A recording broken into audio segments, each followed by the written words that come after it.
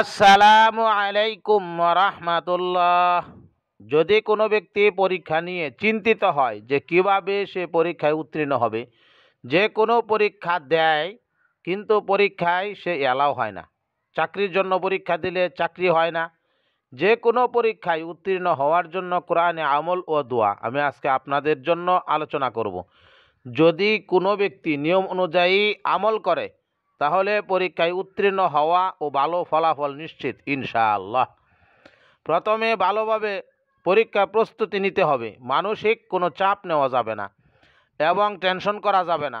অতঃপর এভাবে আমল করুন। পরীক্ষার প্রস্তুতিকালে 7 দিন রব্বি জিদনি ইলমা, রব্বি জিদনি ইলমা এই দোয়া পড়ুন 3 বার। অতঃপর 3 বার পড়ুন রব্বি ইশরাহ লি সাদরি ওয়া ইয়াসসির লি আমরি ওয়াহলুল উকদাতাম মিন লিসানি ইয়াফকাহু কওলি।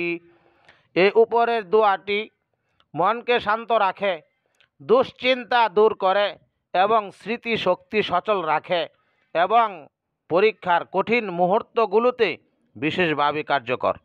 অতঃপর পরীক্ষার হলে প্রবেশ করার সময় আল্লাহর সাহায্য ও সফলতা কামনা করে অজু অবস্থায় কেবলামুখী হয়ে বসে সর্বপ্রথম 3 বার যে কোনো দুরূদ শরীফ পড়ুন। তারপর 3 বার সূরা আল শারাহ, আলাম নাশরাহ লাকা সদরাক সম্পূর্ণ সূরাটি পাঠ করুন। শেষে আবার 3 বার দুরূদ শরীফ পড়ুন। অতঃপর পরীক্ষা শেষ হওয়ার পর 5 ওয়াক্ত নামাজ আদায় করবেন।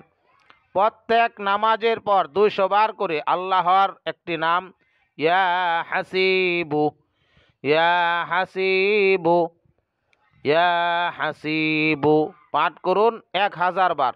প্রত্যেক দিন যে কোনো সময়ও পড়তে পারেন।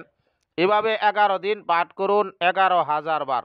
তারপর আল্লাহর কাছে মনোযোগ সহ দোয়া করুন, ইনশাআল্লাহ আপনাকে আল্লাহ তাআলা পরীক্ষায় উত্তীর্ণ করবেন।